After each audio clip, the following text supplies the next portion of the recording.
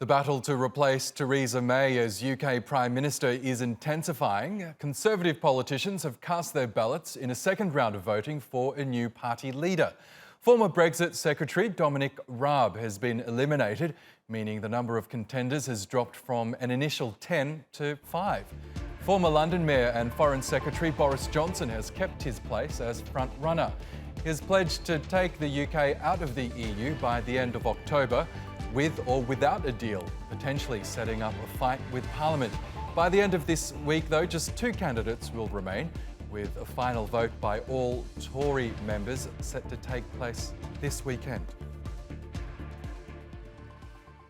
Well, for more on the UK's leadership battle, let's bring in Patrick Minford. He's a professor of economics at Cardiff University and also served as an advisor to the former British Prime Minister, Margaret Thatcher. Good to have you back on Money Talks, Patrick. Now, Boris Johnson has kept his place as the front runner in this leadership contest. Why do you think his colleagues really favour him so much? Well, he's the obvious choice because he's a well-known politician and he comes over well in popular debate. He's got a good sense of humour, and of course he's a pro-Brexiteer who fought the Vote Leave campaign successfully. So for all these reasons, he's the obvious choice, really, to revive the Conservative fortunes. Yes, as you say, he's very pro-Brexit, one of the top Brexiteers, in fact. He's been quite vocal about being prepared to leave the EU without a deal if it comes to it. He's also threatened to withhold the £40 billion bill that the UK is supposed to pay the EU if it doesn't get its way. How much of a factor has this been in this leadership contest?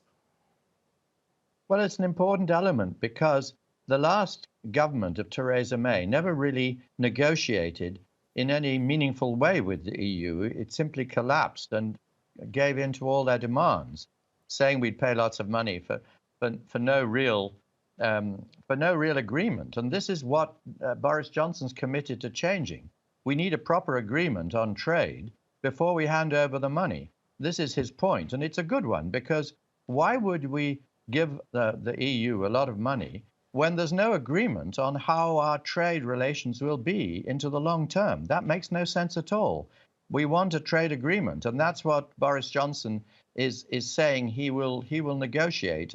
He'll start again with a proper agreement about where our trade will go, and also deal with the Irish border issue, which is an unnecessary issue, really, since everybody agrees there doesn't have to be a so-called hard border in Ireland.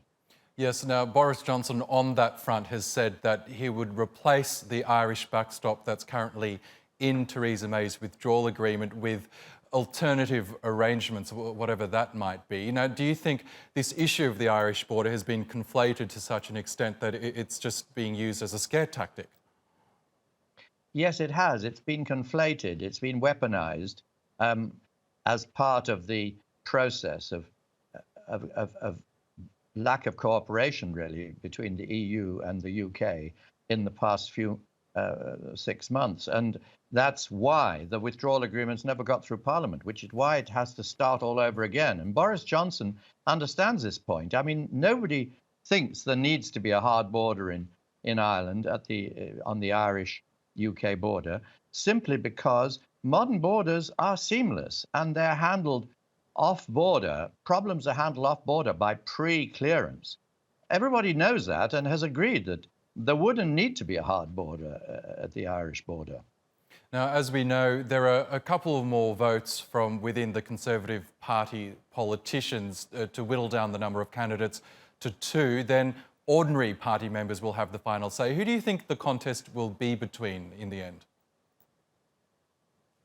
Well, it's hard to say who the second will be. Clearly, Boris Johnson is the front runner and will go to the country where it's well known that the Conservative Party will elect him. He is a complete shoo-in as far as the party's concerned. They've made it perfectly clear that there is nobody else within touching distance of him.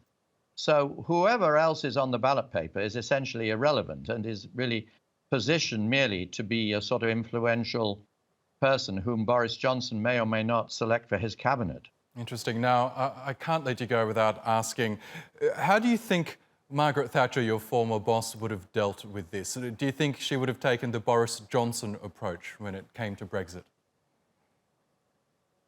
I think she would have been in agreement with what Boris Johnson has said he will do, which is to reach an intelligent, long-term agreement on trade with the EU that wraps up all these issues of the Irish border in a sensible way, so there's no hard border, as there's no necessity for it. I think she'd have been totally on his side in his aims, and would have not sympathised at all with what Theresa May has done, which is essentially let the thing drift into a paralysis, which has damaged us quite a lot. OK, Patrick Minford, we'll keep a close eye on the ballot. Thank you so much again for your analysis.